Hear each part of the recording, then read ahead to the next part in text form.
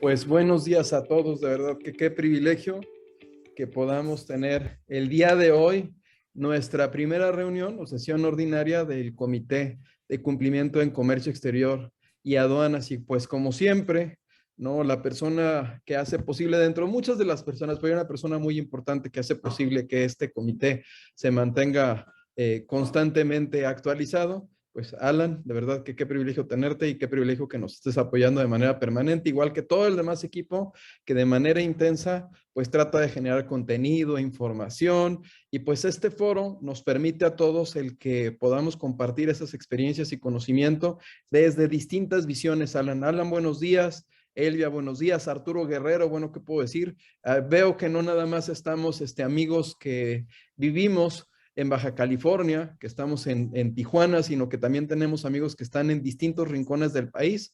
Eso obviamente pues nos habla de la importancia de este foro que ya tiene casi un año. Y comentar, Alan, y no sé si nuestro presidente ya ingresó, que recientemente se celebró la asamblea donde fue ratificado y pues bueno, le queremos extender una felicitación al presidente de Canacintra Tijuana, a Jorge Figueroa, por el desempeño que ha llevado, porque ha hecho la diferencia en el municipio de Tijuana, Baja California. Por supuesto, a la mesa directiva, dentro de la cual hay grandes amigos, Alonso Ibarra, quien también me acompaña en Work Compliance como mi tesorero. Bueno, ¿qué le puedo decir? Muchas felicidades, así como todos los consejeros que fueron renovados y bueno, agradecerle la confianza también de haberme ratificado como consejero. A todos de verdad que muchas gracias. Esta es una gran familia de cumplimiento y pues veo que Rosa Molina ya nos dice que está en Jalisco. Entonces tenemos San Luis Potosí, Jalisco, yo estoy ahorita en Ciudad de México, bueno, Sonora. Y pues, Alan, no sé si quieras presentar el día de hoy a nuestro invitado, que me parece que es un invitado, aparte de ser mi amigo,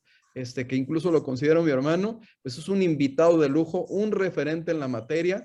Recientemente se incorporó al cuarto de junto de la negociación de los tratados en los que México es parte. Eso quiere decir que si tenía información, pues imagínense ahora la que va a tener a partir de la semana pasada, que fue ratificado e incorporado a ese cuarto de junto en el cual se celebran y se llevan a cabo las negociaciones. Adelante, Alan, por favor. Claro que sí. Antes que nada, buenos días a todos y pues con mucho gusto les presento a lo que es el doctor Ricardo Méndez. Él es director de consultoría en Teles Asociados y socio de Trenlo College. Él es licenciado en Comercio Exterior y Aduanas por el TBC, licenciado en Derecho por la Universidad Humanitas y maestro en Derecho Fiscal por la Universidad Iberoamericana en Tijuana. Es doctor en Derecho Aduanero y de Comercio Exterior por el Centro Universitario de Estudios Jurídicos de la Ciudad de México, certificado en ISO 37001 e ISO 37301 por Intedia. Certificado en el curso de Perito en Compliance por el Instituto de Oficiales de Cumplimiento, certificado en ISO 31000 por la Escuela Europea de Excelencia, certificado en el ISO 31022 e ISO 37301 por consultores y auditores en gestión SAS, certificado en reglas Incoterms 2020 y transporte por la ICC México. También participa activamente en el capítulo México de la World Compliance Association, en el Colegio de Contadores Públicos de Baja California y otros organismos empresariales. Conferencista, catedrático a nivel licenciatura y maestría en diversas universidades en Baja California, así como instructor autorizado para impartir cursos de capacitación por parte de la Secretaría de Trabajo y Previsión Social. Él es articulista de temas aduaneros y de comercio exterior en TLC Magazine y otras revistas especializadas. Autor de 8 libros relacionados con la materia aduanera y el comercio exterior. Y pues sin más, le damos una muy cordial bienvenida, doctor Ricardo. Adelante, los micrófonos son suyos.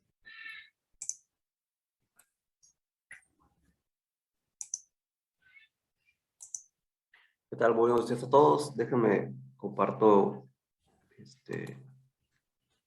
la pantalla. Claro que sí.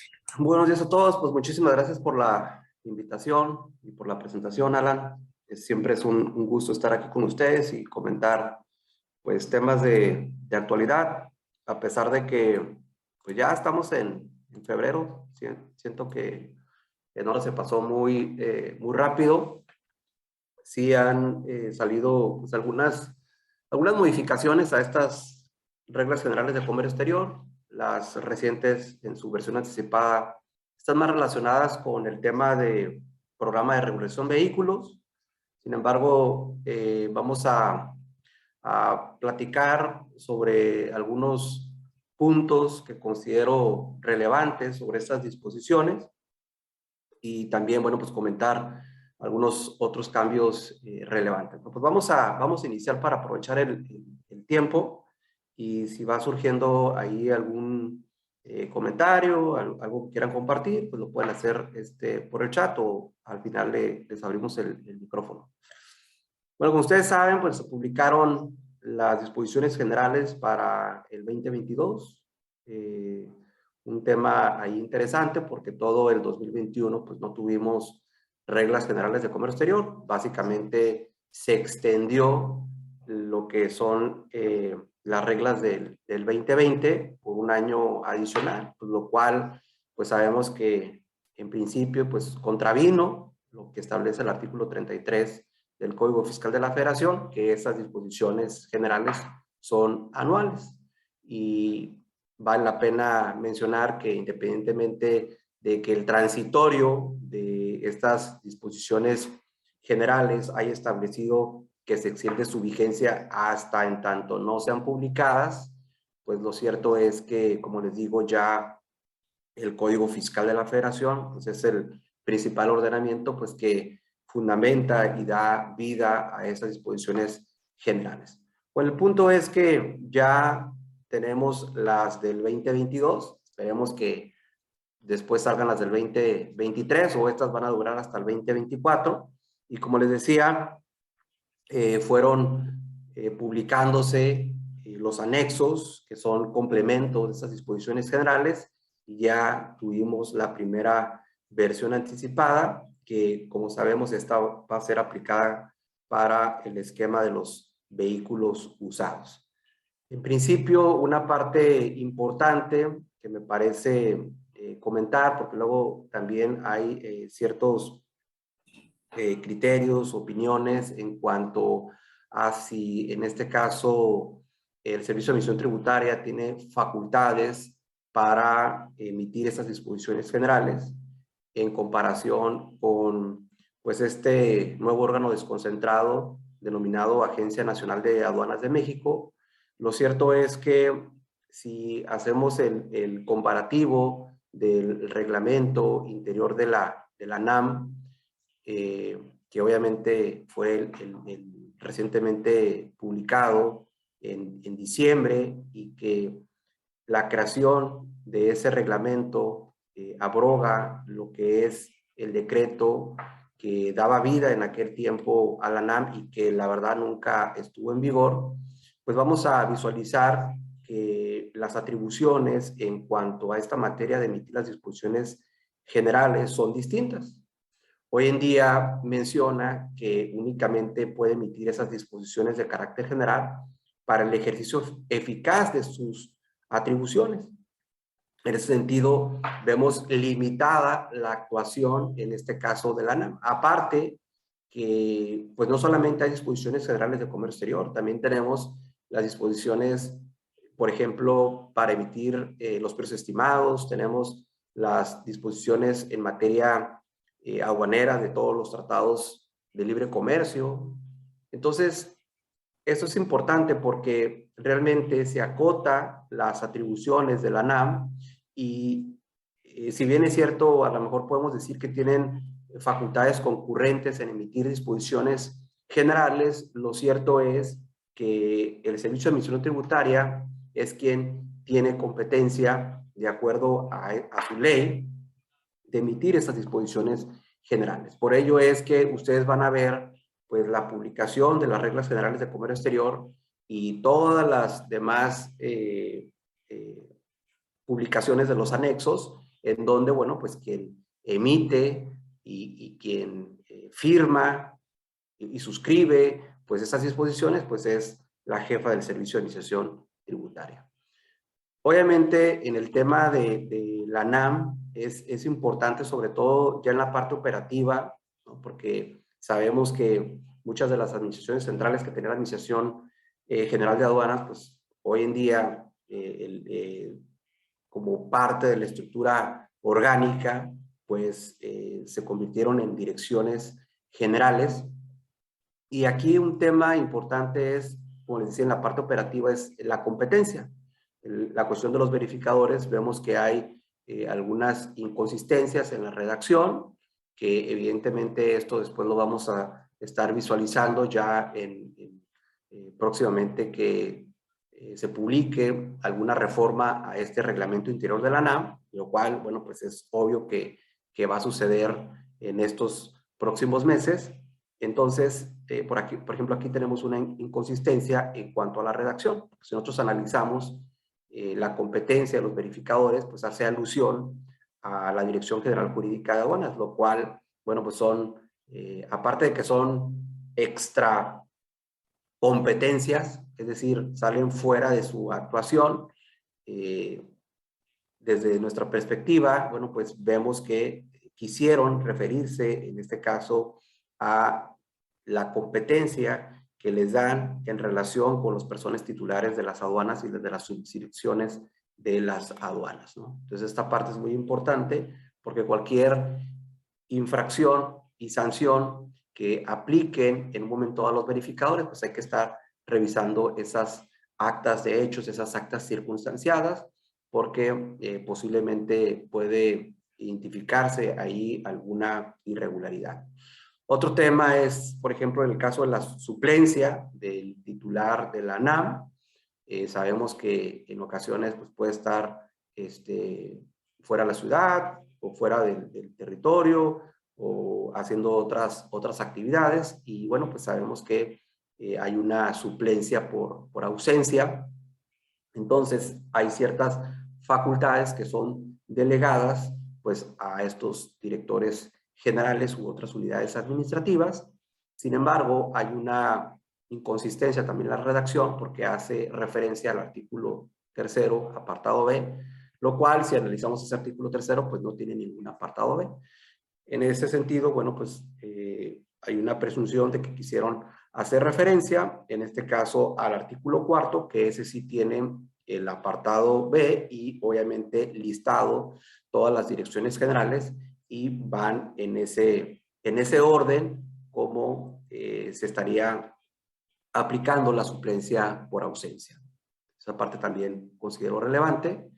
En términos generales, pues las disposiciones se publican con la misma estructura, es decir, tiene los 7 títulos, cada título tiene sus capítulos correspondientes, son alrededor de 528 disposiciones, lo cual, bueno, pues más o menos se mantiene con respecto las del periodo anterior.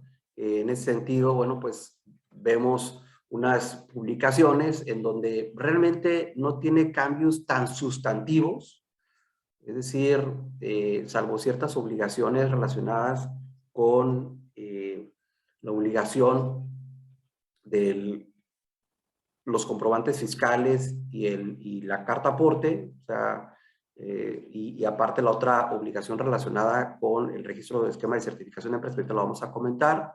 Fuera de ahí, creo que no tiene cambios tan sustanciales. De hecho, uno de los puntos importantes es que si visualizamos cuando fue publicado, en este caso, por ejemplo, el reglamento de la NAM, que se dio a conocer el 21 de diciembre.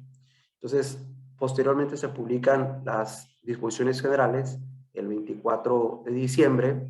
Pues lo lógico hubiese sido que si ya se traía el proyecto, que de hecho fue publicado en la Comisión Nacional de Mejora Regulatoria, era que pues ya estas disposiciones generales se publicaran con la competencia y las atribuciones correspondientes de las direcciones generales de la Agencia Nacional de Aduanas de México. Lo cierto es que se publicó básicamente en los mismos términos.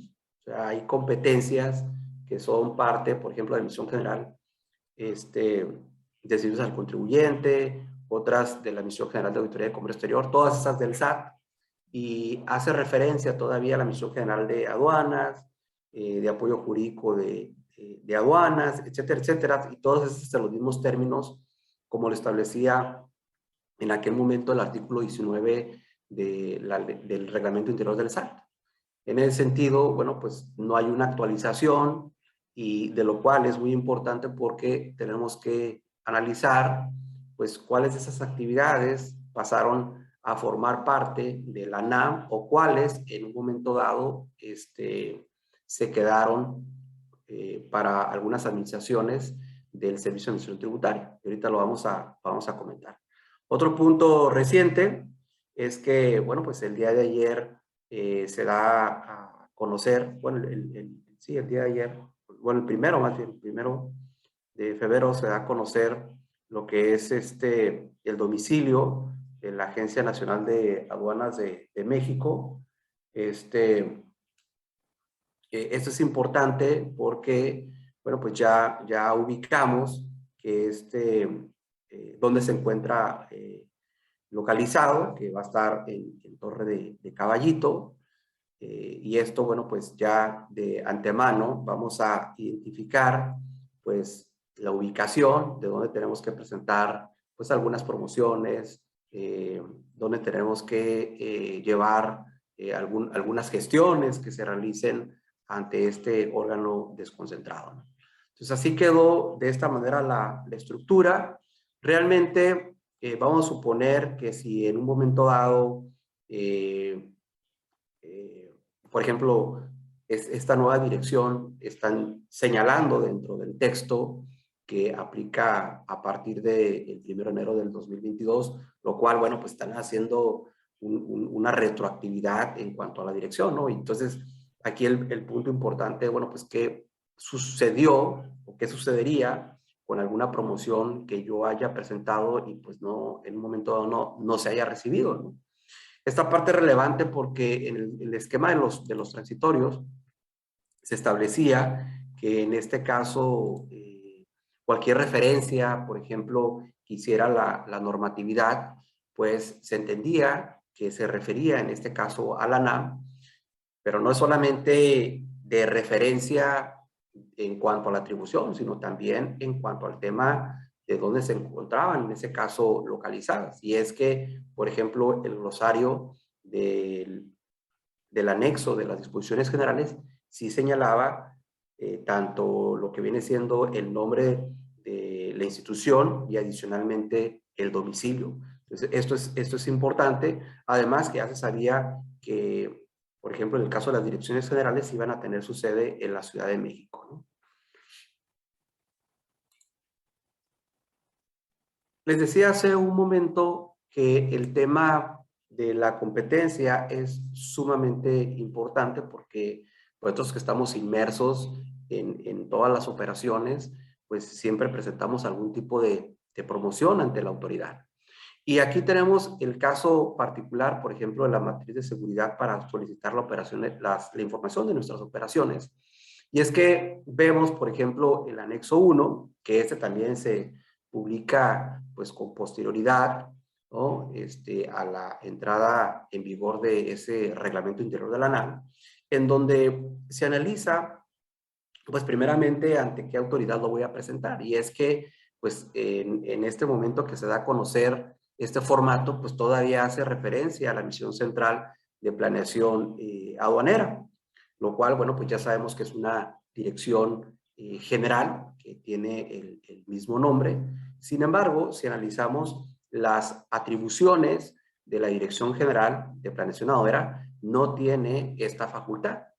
Y es que anteriormente había un acuerdo muy específico en donde la AGA le daba esta facultad a la dirección a la Administración Central de Planeación Aduanera, porque quien realmente ya en el reglamento, quien tiene esa atribución es la Dirección General de Modernización Aduanera.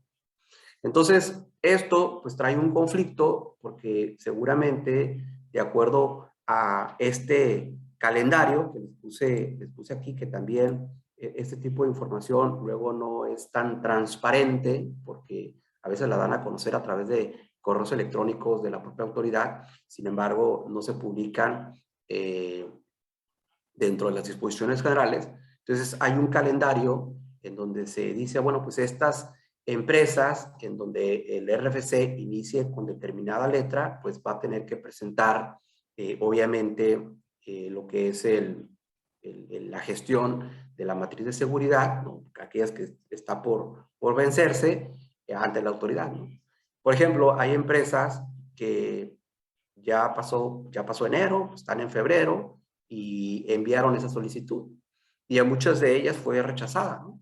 O en este caso, bueno, fue rechazada si lo enviaron por mensajería y algunas otras pues no les quieren recibir las solicitudes porque no sabían obviamente ante qué autoridad lo iba a presentar, ¿no? O sea, tú como autoridad obviamente pues no firmas algo porque pues no sabes primero si se le va a dar seguimiento o que tengas competencia para aceptarlo, ¿no? Sin embargo, uno como contribuyente pues lee los procedimientos, hace comparativos y dices, ¿sabes qué? Pues esto es competencia de modernización aduanera o en su caso pues que los iba recibiendo esta Dirección General de Planeación, ¿no? Que es la equivalente a la Administración Central de Planeación. Y esto, bueno, pues a veces no sucede así en la práctica. Entonces, a pesar de que esto debe ser transparente para el contribuyente, es decir, si quitamos a Juan y ponemos a Pedro, pues independientemente del nombre de la institución, debe ser transparente para el contribuyente, lo cual, bueno, pues en la práctica aduanera sabemos que esto no es así, ¿no? Entonces, es un punto relevante. También, por ejemplo, ustedes ingresan a la ventanilla digital, ya van a ver segregadas, todavía le siguen llamando Administración General de Aduanas, pero sabemos que es la ANAM, pero ya viene segregado con respecto a la Administración General de Autoridad de Comercio Exterior. Entonces, al final del día entran a la misma opción relacionada con lo que es la Secretaría de Hacienda y Crédito Público. Ahora, por ejemplo, es otro punto importante. Si nosotros analizamos el anexo 1 y, por ejemplo, deseamos hacer un trámite ante la autoridad para obtener el registro del despacho de mercancías o revisión en origen, vamos a ver dentro del anexo que hacen mención a la Administración General de Autoridad de Comercio Exterior. Nos vamos al capítulo 7.5 y vamos a visualizar que quien emite esta autorización es la Administración General de Autoridad de Comercio Exterior. Sin embargo, por competencia relacionada con el reglamento interior de la ANAM, obviamente esto es parte de la Dirección General de Atención Aduanera y Asuntos Internacionales. Por eso les digo que es bien importante estar revisando dentro de la normativa, pues, quién va a realizar tales actividades, ¿no? ¿A quién le compete? Porque podemos ingresar un trámite y puede ser que haya algún tipo de dilación, ¿no? Adicionalmente, tenemos, por ejemplo, el caso de la Administración General Jurídica, que también tuvo algunos cambios, porque en la publicación del 21 de diciembre, pues no solamente se publica el reglamento interior de la ANAM, sino también se reforma lo que es el reglamento interior de la Secretaría de Hacienda y Crédito Público, que es donde incorpora a este nuevo órgano desconcentrado, y se modifica el reglamento interior del Servicio de Administración Tributaria.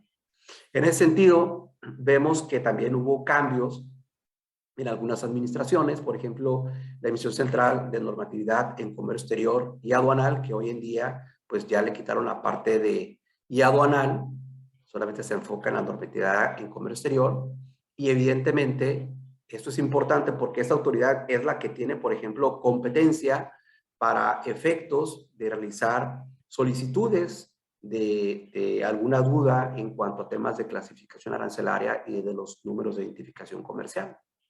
Entonces, creo que es importante, como les digo, ir identificando cada una de las atribuciones. Hubo otros cambios, les digo, menores en cuanto a la denominación de algunas secretarías de Estado, por ejemplo, esta Secretaría de Comunicaciones y Transportes, que hoy en día pues ya se denomina Secretaría de Infraestructura, Comunicaciones y Transportes. Entonces, todas las referencias hacen modificación pues a este acrónimo de la SICT, ¿no? Se incorporan otros acrónimos como el de DODA, SOIA, que esos pues ya en realidad los estábamos manejando. Hay una parte también que me parece interesante en cuanto al tema de las referencias de los comprobantes fiscales y de los complementos, que debemos atender a todo lo que mencione la resolución miscelánea fiscal. Y es que en realidad, la resolución miscelánea fiscal es supletoria de las reglas generales de comercio exterior. Entonces, así como la ley, el Código Fiscal de la Federación es supletorio de la ley aduanera, o sea, en el artículo 1 se establece esa situación, bueno, pues también en este dispositivo se señala que las disposiciones de la miscelánea fiscal son supletorias a las reglas generales de comercio exterior.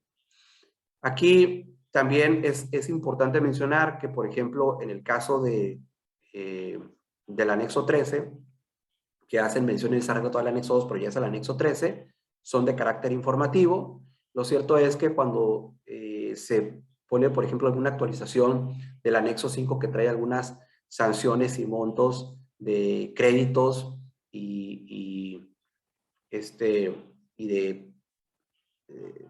cuanto al tema de las multas, por ejemplo, el anexo 19, que trae algunas actualizaciones de cuotas, el anexo 13, que también trae algunas sanciones de cuotas y de sanciones. Esta parte es importante porque normalmente esa actualización se da a conocer con base en el Índice Nacional de Precios al Consumidor. Y es que lo que sucede es que la autoridad realiza esos cálculos. Sin embargo, los procedimientos están dentro de la ley y algunas veces dentro de las disposiciones generales. Y solamente publican esos anexos de carácter informativo. Por lo tanto, lo que te está diciendo es que, oye, ¿sabes qué? Pues hay un error en el cálculo. Pues es meramente informativo. Debiste haber aplicado la fórmula que sirve para determinar la actualización con base en las disposiciones de la ley, ¿no? Otro punto importante es en relación con las facilidades que establecen las reglas generales de comercio exterior, que obviamente se podrán aplicar y en un momento dado, en este caso, no limita las facultades de comprobación, ¿no? Entonces, esta parte también me parece importante, ¿no?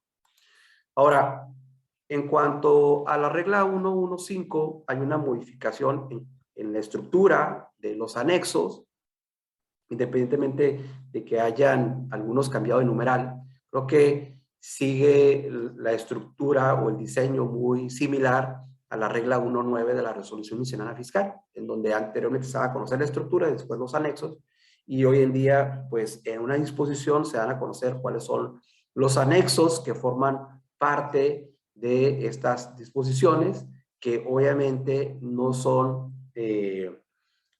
adicionales, sino que son complementarias, ¿no? No son un instrumento independiente, sino que son complementarias a las disposiciones generales. Entonces, todas las reglas, básicamente, que hacen alusión a los nuevos anexos, pues obviamente fueron modificadas, ¿no? Entonces, aquí tenemos una reestructura, un nuevo orden numérico, en donde, bueno, pues hubo algunos cambios, ahí lo visualizamos.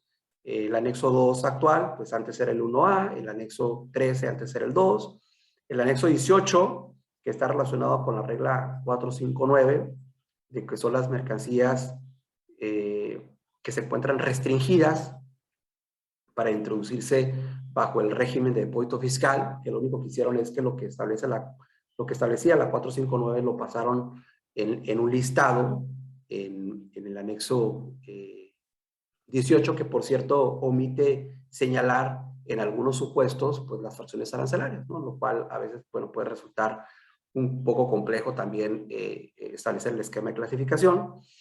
En el caso del anexo 20, que anteriormente el 30, y el anexo 30, que pues era el anexo 31. De todas maneras, creo que va a tardar mucho tiempo en que le dejemos de llamar anexo 31, ¿no? En fin, esos son algunos de los puntos. Todo lo relacionado básicamente con estas reglas de la miscelánea fiscal que hacen referencia a la aplicación de los comprobantes fiscales digitales con el complemento de carta aporte, que esto pues sabemos que hubo una prórroga solamente en la materia aduanera hasta el 31 de marzo del 2022, en el sentido pues de que no es necesario declarar lo que es el folio en el documento de operación para despacho aduanero o en su caso en el dispositivo electrónico para PIT. Entonces esto pues hay que estar muy pendientes de esas disposiciones. Es que pues, realizamos operaciones del tráfico ferroviario, ya saben de los demás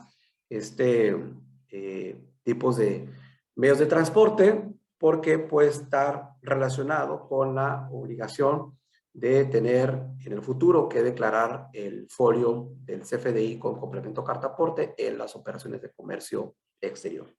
Hay una regla relevante, pues la 131, la verdad es que establece los supuestos por los cuales no es requerido gestionar el padrón de importadores y los padrones sectoriales, y creo que pues hubo una pequeña modificación en este dispositivo para precisar sobre todo el tema de las importaciones definitivas de vehículos nuevos usados que se realicen por las personas físicas y morales, lo cual, bueno, pues va muy ad hoc ahora con el programa de regulación de vehículos, ¿no? Luego tenemos una regla que fue eliminada. Esto es importante porque si bien es cierto, pues el agente aduanal es responsable solidario, lo cierto es que se establecen algunas causales de cancelación de patente relacionadas cuando no declare el domicilio fiscal correcto del importador o el exportador. Y aquí, pues la verdad es que pues quien realice esos cambios es el importador o el exportador, es el que tiene que proporcionar la información en tiempo y forma al representante del despacho, porque al final del día, pues esa información va declarada tanto en las facturas como en el pedimento, independientemente de que se despache con un formato DODA o con el esquema de PITA. Sin embargo, bueno, pues aquí hay una responsabilidad importante por parte del agente aduanal, de la agencia aduanal, pues que va a estar tener que revisando pues esta información, porque pues ya no va a ser una excluyente, que incluso vamos a ver que se modifica el Código Fiscal de la Federación en la parte relacionada al equiparable al contrabando para establecer, bueno, pues que es una conducta que puede originar pues el inicio de este delito equiparable de contrabando. Por cuanto al tema, por ejemplo, relacionado con los combustibles automotrices, que esta modificación también es muy acorde a lo que establece el artículo 104 del Código Fiscal de la Federación, en donde, bueno, pues hay una posibilidad de que se establezca la aplicación de esta penalidad relacionada con el delito de contrabando o de presunción de contrabando. Y aquí uno de los puntos importantes, bueno, pues es que si el agente aduanal fue suspendido por la comisión de este delito de contrabando de combustibles automotrices, se procederá a lo que viene siendo la cancelación de la patente cuando se ha condenado por este delito y se establezca una sentencia firme en donde se señale que la contribución, que obviamente fue omitida, está relacionada con el impuesto especial sobre producción y servicios, derivado pues de la omisión de la cuota, del impuesto, de los combustibles automotrices. Entonces esta creo que es muy específica, solamente para quienes realizan ese tipo de operaciones. Hubo unos cambios menores en cuanto a la 163, hacer referencia a lo que es el régimen de aduanero de recinto fiscalizado estratégico. Hubo un cambio de estructura en la 1614, que bueno, pues esta se encuentra relacionada con el artículo 2.5. Sabemos que esta fracción quinta pues está muy vinculada con el identificador ST y el DT, ¿no? Que siempre declaramos normalmente el 22, en donde, sabes que no me aplica el 2.5 por introducir mercancías no originarias, no estoy obligado al pago del impuesto, ya sea por alguno de estos motivos. Entonces básicamente ponemos el ST22 o el DT22. Entonces, esta está muy relacionada con eso, un cambio de estructuras simplemente, algunas modificaciones en cuanto a el acuse de valor, que digo, lo seguimos llamando comprobante de valor electrónico, el famoso COBE. Hubo un cambio, obviamente, en las secuencias y por lo tanto se modifican varios ordenamientos. Y bueno, pues esto es muy importante porque son los que utilizamos normalmente para hacer una fundamentación de alguna leyenda que ponemos en el pedimento. Hubo eliminación de reglas relacionadas con el transporte ferroviario, el tema de los combustibles automotrices, digo, fue uno, creo que de los temas más relevantes en esta reforma, y es que también, ahora que se publicó la reforma fiscal, hubo un apartado en específico en donde se modifica la ley aduanera para derogar el artículo 6C. Ese artículo se establecían ciertas facultades al SAT para autorizar a empresas que emitieran dictámenes relacionados con el peso, con el volumen de cierto tipo de mercancías. Y bueno, pues ahora esto está muy vinculado con el tema de los combustibles automotrices.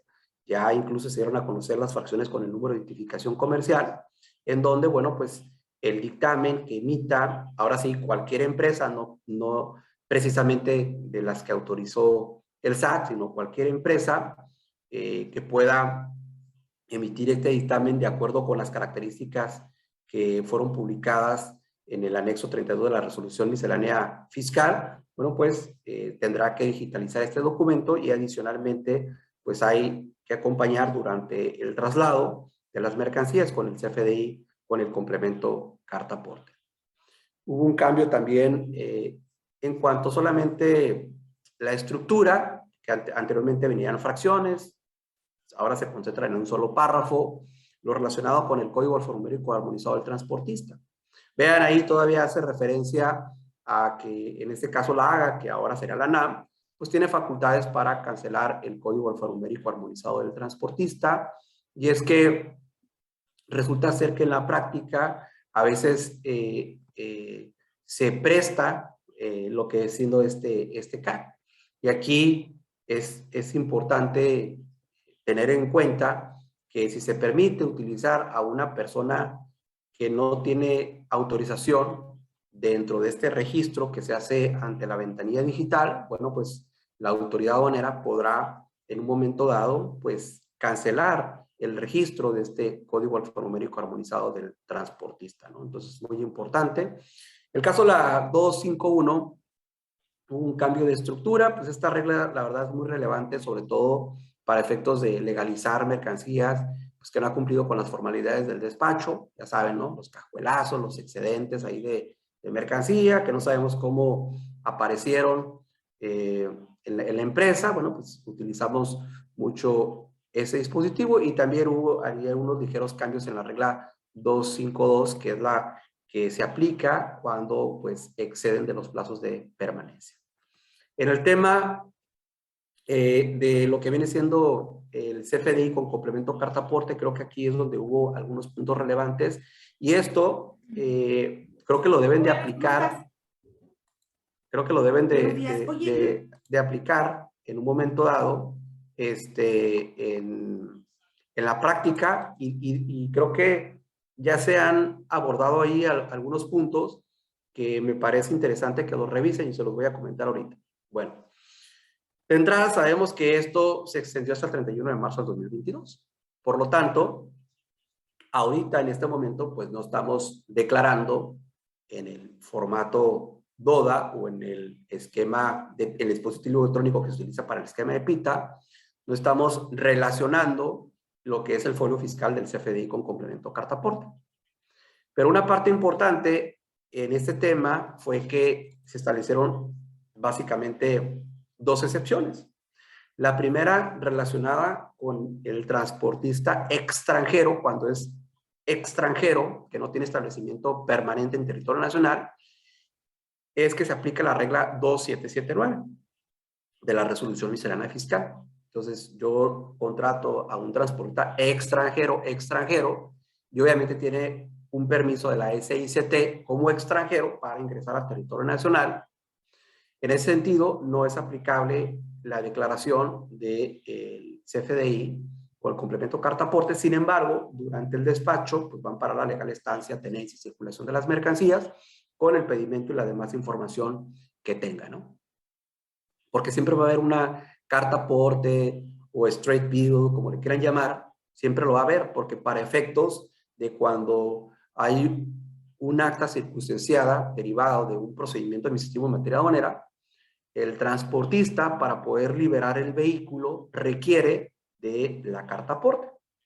En este caso, pues no va a ser precisamente el CFDI con complemento carta aporte, pero sí va a ser el straight bill o algún documento derivado, pues, de que se contrató a esa empresa para mover la carga. Bueno, ¿cuál es otro punto importante, además del transporte extranjero? Es el relacionado con los pedimentos consolidados. Y es que se modificó tanto, pues, esta regla 412, que antes era la 2411, la 3133 y la 3132. Ahorita me regreso. Este punto es importante porque, de entrada, sabemos que en el despacho de las mercancías, pues utilizamos, sobre todo las empresas exportadoras y las maquiladoras, mucho los pedimentos consolidados. En ese sentido, hay un aspecto relevante en donde señala que en el proceso del despacho yo debo de adjuntar el CFDI con complemento carta aporte al aviso de consolidado y debo de relacionarlo, los folios, ya en el cierre del pedimento. Pero la parte relevante es que no debo de anotar el número de pedimento ni la fracción arancelaria. Creo que a la fecha es importante que ustedes revisen esa situación, porque lo que he visto es que algunas empresas están generando el número de pedimento y están generando la fracción arancelaria para los pedimentos consolidados. Y es que, pues, traemos todo el esquema, ¿no? Pues de las reglas, y las reglas de la miscelánea no establecen esas excepciones, esas son las de comercio exterior. Y obviamente, pues trabajamos con layouts ya, pues, de las empresas transportistas, en donde nosotros llenamos toda esta información y no sé, a lo mejor no se han percatado que sí existe esa excepción. Ahora, un argumento, por ejemplo, de algunas empresas es decir, no, es que yo sí conozco el número de pedimento. Sí, o sea, sabemos que hay un previo del pedimento, porque es el que se está utilizando para cruzar las remesas y ese es el que al final del día se debe de cerrar. O sea, eso no lo podemos cambiar ya en la parte técnica operativa. Sin embargo, no hay un pedimento como tal validado y pagado, pues. Y el otro es la fracción arancelaria. No es una obligación en las operaciones de importación declarar la fracción arancelaria en la factura. O sea, la 318, que es el que establece el requisito de cuál es el contenido que debe tener una factura, un documento equivalente, un CFDI, no obliga a que se declare la fracción arancelaria. En la práctica, pues a través de esos sistemas de facturación, de los anexos 24 u otro tipo de sistemas, pues hay un elemento que se utiliza mucho que es la fracción arancelaria, porque lo ponemos por default. Tal vez porque en Estados Unidos nos pueden requerir y nosotros ya lo hacemos por default. Pero esa fracción arancelaria que se declara en el pedimento, perdón, en la factura, en el documento equivalente, no es la que posiblemente pueda ser utilizada, porque a veces acuérdense que hay cambios de fracción arancelaria. Entonces, esa es una de las razones por las cuales, bueno, pues se estableció a que no se declare tanto el pedimento como la fracción arancelaria en las operaciones con pedimento consolidado. ¿Y qué es lo que establece aquí dentro de las preguntas frecuentes del SAT? Que eso es un truco y que eso es importante también considerarlo, porque señala que evidentemente cuando yo estoy haciendo un CFDI con complemento carta aporte de importación o de exportación, pues evidentemente hay un campo, hay un atributo que es el transporte internacional, y a ese transporte internacional yo le tengo que poner sí, y forzosamente después viene si es vía entrada o salida. Y en este caso, pues básicamente la autoridad nos está diciendo, ¿sabes qué? Como te va a pedir el pedimento y la fracción arancelaria, si tú pones en el nodo, perdón, en el atributo de transporte internacional, pones sí, pues te va a pedir la información, entonces pon no. Entonces esto ya pues es un truco, ¿no?, de estar poniendo esta información incorrecta para que no te pida tanto el pedimento como la fracción arancelaria, y esto conlleva pues a que en el futuro pues, otra autoridad que te practique alguna revisión, que desconozca de este tema, pues genere algún tipo de inconsistencia. Entonces, esto es importante tomarlo en cuenta y sobre todo, pues después del cierre del pedimento, pues hacer la relación de esos folios que hayan sido utilizados. Hay otro esquema también relevante en cuanto a la digitalización de esta información. Lo cierto es que si nosotros analizamos la regla 3.1.31, eliminaron este precepto. Este precepto nos daba la interpretación de que no era necesario la digitalización, porque se cumplía al momento de que tú presentabas lo que es el formato DODA o el esquema de PITA. Entonces tú presentabas la información del folio del CFDI con complemento carta aporte, entonces decías, bueno, pues ya no es necesario.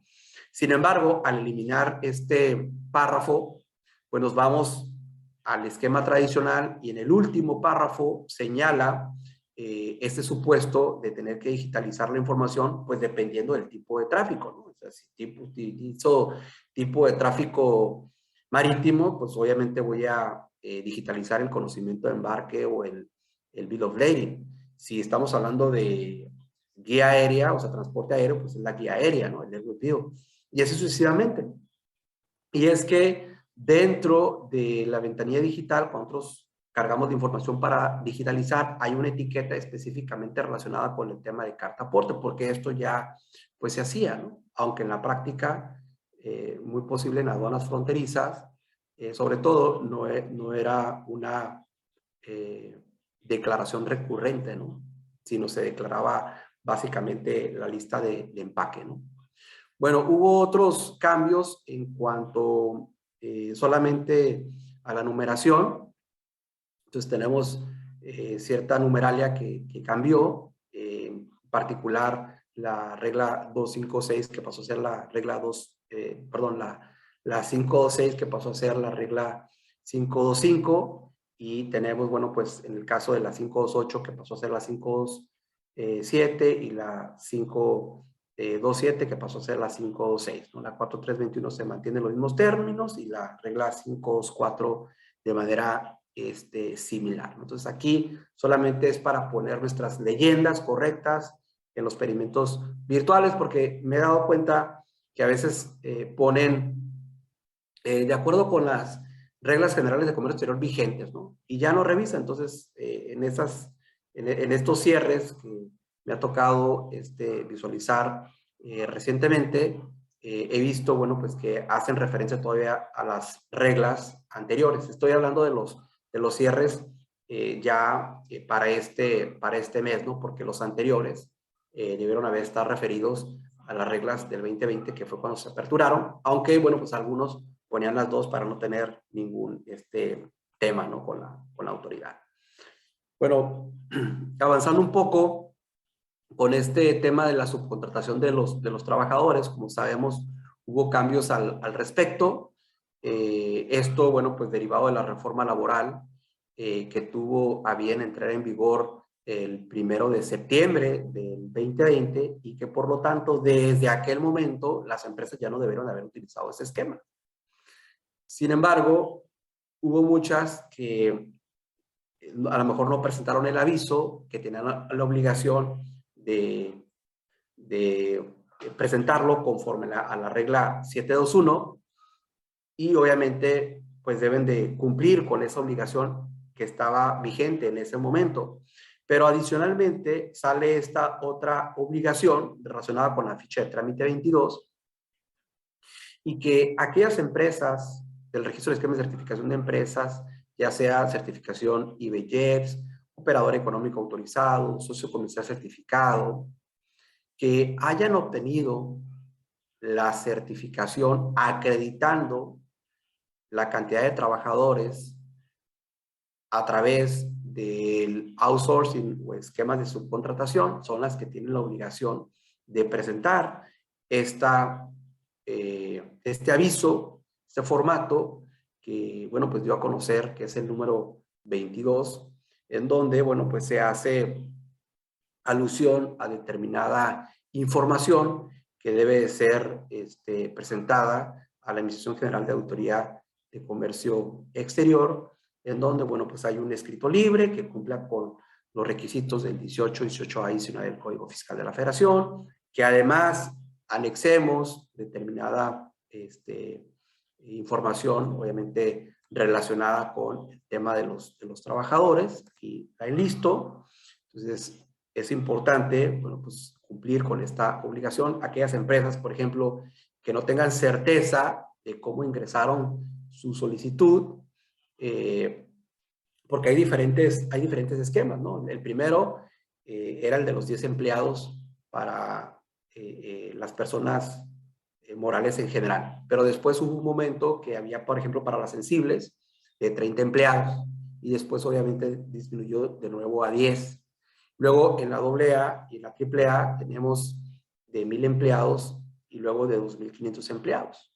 Sin embargo, a lo mejor yo pude haber tenido un esquema de outsourcing, pero no le acredité al SAT que mis trabajadores estaban en el outsourcing, sino que lo hice con los 10 empleados mínimos y que eran en este caso los que estaban contratados. Entonces, para ese esquema no es aplicable. Sin embargo, si tienen dudas con respecto a esto, a lo mejor de manera preventiva pueden decir, ¿sabes qué? Pues mejor cumplo con esta obligación. Obviamente, la fecha inicial, que cuando se dio a conocer esto, pues que si bien es cierto, se publicó en el 24 de diciembre, entró en vigor el 1 de enero, sin embargo, como fue día inhábil, esto tuvo vigencia a partir del 3 de enero y contando los días que se señalan, los 15 días, esto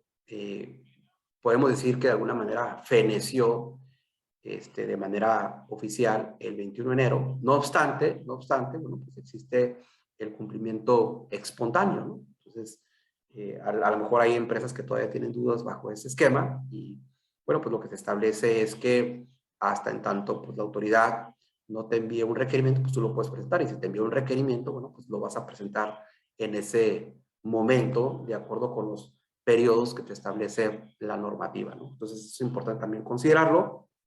Eso ya lo habíamos comentado, de la regla 459, que básicamente el texto lo extrae de ese supuesto y que incluso sigue contemplando la limitante que establecía para el tema de los juguetes de los extranjeros, lo sigue estableciendo en esta parte, ¿no?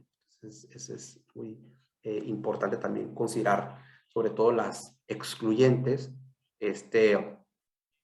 de que no es permitido ingresarlo bajo esta parte, ¿no? Bueno, algunas actualizaciones solamente relacionadas con las sanciones. Tenemos las de acuse de valor, que aumentó, bueno, pues un 14.2%, básicamente de 26.160 sería la nueva cuota mínima. En el caso de las relacionadas con información relacionada con transporte, 2.070, y en el caso de la omisión o presentación extemporánea estamos hablando de 4.260 pesos, ¿no? Entonces aquí, bueno, pues son unos cambios que hay que considerarlos cuando tengamos algún tipo de sanción. Hubo otros cambios menores, la verdad, estos, bueno, pues están relacionados con lo que viene siendo la identificación de marcas, ya sean nominativas, y nominadas, mixtas, tridimensionales, y están más relacionadas con el tema de algunas denominaciones de origen. Y es que hubo una modificación en donde se dan a conocer 51 fracciones arancelarias, y esto, bueno, pues trae como colación de que se modifique el anexo 20 y el anexo 21. Ya de antemano, por parte de la Secretaría de Economía, hubo una mención a través de este oficio que se aplicara la correlación, y es que, pues la verdad se tardó mucho porque esto se publicó el año pasado, y bueno, pues hasta ahora, el 7 de enero de 2022, es que se publican esas actualizaciones. Entonces, vamos a ver en este anexo 20, pues algunas de las nuevas incorporaciones de fracciones arancelarias con su respectivo NICO, y pues en el caso del anexo 21, vean cómo anteriormente se contemplaba una fracción arancelaria con 2 NICOs, y hoy en día, bueno, pues ya tenemos el cambio, ¿no? Entonces esto, pues sí es relevante para quien realice este tipo de operaciones. Algunos cambios menores en cuanto al apéndice, vean, aquí básicamente nomás se modifica la declaración de la cuota. El tema de certificación de IBGEPS, la verdad es que no hubo cambios, más bien se elimina esta parte, pero ya no hay empresas desde mi perspectiva que tengan vigente una autorización pues del 2016, o sea, ya normalmente ya pasaron los 3 años, entonces deben de estar bajo las reglas nuevas. Igual en el caso del operador económico autorizado, aquí obviamente se incluye un supuesto relacionado con el apartado G, que se refiere a la tercerización logística, pues que hay que estarlo declarando. Hubo unas modificaciones que no se han hecho, por ejemplo, esta puede hacer referencia a 2007, y esto, bueno, pues realmente ya tenemos un acuerdo pues más reciente, ¿no? Que hace referencia a la obligación de presentar lo que es el aviso automático para el sector siderúrgico, para el del tomate, para el caso de las máquinas de juego de azar, etcétera, ¿no? Entonces, esto es importante considerarlo. Aquí brevemente les puse, este material se los van a enviar, pero aquí brevemente les puse lo que se actualizó, lo cual era importante porque esto tuvo un año que no se actualizó, entonces se actualizaron todos esos acuerdos, vean, todos esos acuerdos. No se ha actualizado porque no ha sido modificado, pero viene un proyecto interesante que posteriormente lo podemos platicar en otra sesión, porque la verdad es todo el acuerdo que establece las reglas y criterios por parte de la Secretaría de Economía. Hay un anteproyecto interesante y que trae algunos cambios para efectos del IMEX, del PROSEC, de todos los trámites que se presentan ante la Secretaría, en este caso, de Economía. Entonces, es importante también ahí considerarlo, ¿no? Entonces, todos estos puntos que se subrayaron fueron modificados, digo, tomarlos en consideración, y bueno, pues finalmente esta parte relacionada con el recinto fiscalizado estratégico, que pues es un régimen que ahí va creciendo poco a poco. Después de 20 años ya se ven más recintos fiscalizados estratégicos. Tenemos alrededor de 26 el año pasado. Entonces, vean, en esa publicación ya se van a conocer, en este caso, 36, ¿no? Se aumentó 10 más. Entonces, es importante que lo tomemos en consideración. Bueno, esos son algunos de los puntos que quise, en este caso, compartir con ustedes, que fueron los que me parecieron más relevantes. Solamente aprovecho para comentarles otro muy breve, el que tiene que ver con las exportaciones de mercancías que se realicen a título gratuito o que no existe enajenación. Ya saben, título gratuito, pues básicamente son donaciones, regalos, cesiones de derechos, de mercancías, lo cual sí sucede en la práctica. Y cuando no hay enajenación, es básicamente pues algunos contratos de comodato, arrendamiento financiero que se puede dar en algunos equipos, algunos contratos de consignación. Y aquí, bueno, pues lo que se establece es que se debe de expedir un CFDI por cada de esas operaciones. Lo cierto es que desde mi perspectiva lo vinculo con la regla 27119 de la resolución miscelánea fiscal, en donde, que de hecho, déjenme platicarles que en la versión 4.0 del CFDI, que pues ya prácticamente entró en vigor, simplemente que se puede ir alternando con la versión del 3.3 hasta el 1 de mayo del 2022, y es que ahora en los CFDIs, dentro del nodo general del comprobante, hay un atributo específico que se refiere a lo que es la exportación, y se va a declarar el tipo de exportación, si no aplica, si es definitivo o es temporal, y básicamente los definitivos está obligando a que lleve el complemento, en este caso de comercio exterior. Sin embargo, no solamente es atender a lo que diga en particular pues el Código Fiscal de la Federación, sino siempre hay que hacer una interpretación armónica, sistemática, y sobre todo con las guías que nos proporciona, en este caso, el Servicio de Administración Tributaria. Entonces, nos queda claro que la enajenación, pues obviamente, si se hace con clave de pedimento A1, pues requiere de un CFDI con complemento de comercio exterior. Cuando se hace una enajenación con clave de pedimento A1, y esta es a título gratuito, es decir, si hay una transmisión de la propiedad en términos del 14 del Código Fiscal de la Federación, sin embargo, no hay una contraprestación, entonces se puede hacer de dos tipos. Puedo emitir un CFDI de ingreso con descuento, o en su caso puedo emitir lo que es el CFDI tipo traslado con complemento de comercio exterior. Es diferente este tipo de CFDI de traslado al del complemento carta aporte, porque el otro es para movilizar mercancías. Esto deriva de un acto de enajenación a título gratuito. Ya les mencioné que son donaciones, regalos, muestras, cesión de derechos, etcétera. Y luego tenemos el cuando no existe enajenación, y esta es, en este caso, una operación con clave de pedimento A1, en donde no existe la obligación de declarar el complemento de comercio exterior. Sin embargo, eso es importante, que para efectos fiscales, pues se emite el CFDI y su valor es en cero. O sea, el valor es en cero en el caso de lo que es el CFDI, en el supuesto, obviamente, de estamos hablando de que no existe enajenación. Y como es en cero, no le sirve a la agente aduanal, porque él es en cero. Solamente si yo declararía en un momento dado el complemento de comercio exterior, sí le sirve, porque acuérdense que el complemento pues trae determinada información, como es fracción arancelaria, es el valor de las mercancías, independientemente de que no haya enajenación, ¿no? O sea, ¿qué tal si a lo mejor hago la exportación de mercancía que es de mi inventario, pero que tengo un excedente de inventario que la voy a enviar al extranjero, o me hicieron un pedido y lo voy a enviar, esa consignación, pues no me van a pagar en el momento, porque pues, hasta que se venda. En ese sentido, pues hay un valor de las mercancías, pero les digo, el documento en un CFDI de traslado tradicional, el valor es cero. Entonces no le serviría a la agente aduanal, por lo tanto tiene que emitir un documento equivalente adicional. Entiendo que en algunos supuestos se dice, no, es que forzosamente debes de expedir un CFDI.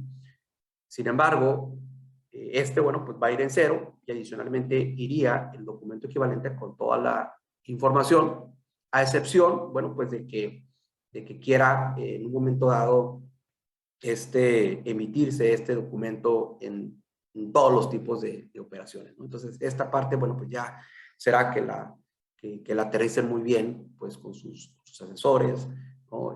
Tanto en la parte fiscal como en la parte de comercio exterior. Bueno, por mi parte es todo. Si tienen algún comentario, pues con gusto pueden hacer, o si quieren hacer algún planteamiento, pues con gusto ese es el momento. Muchísimas gracias. Gracias a usted, maestro Ricardo, doctor Ricardo, perdón, le agradecemos mucho el tiempo, la plática, súper buen contenido.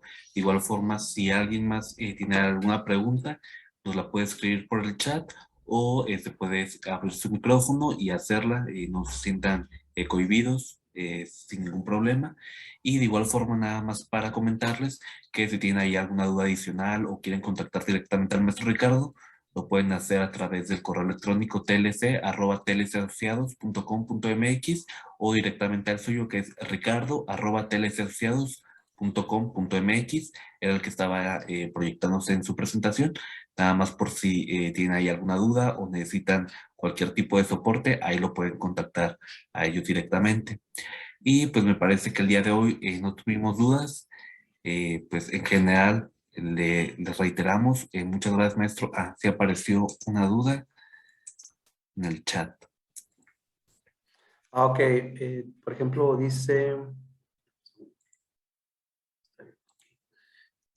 para el caso de empresas que son puramente maquiladoras y que no es dueño de las mercancías, deberá emitir CFDI, esto debido a que actualmente se está utilizando factura pro forma, ya que no se requiere en su momento, ya que no se quiere que en su momento la autoridad entienda que al emitir un CFDI se incumpla lo establecido dentro de la ley de impuesto a la renta en cuanto a generar un establecimiento permanente.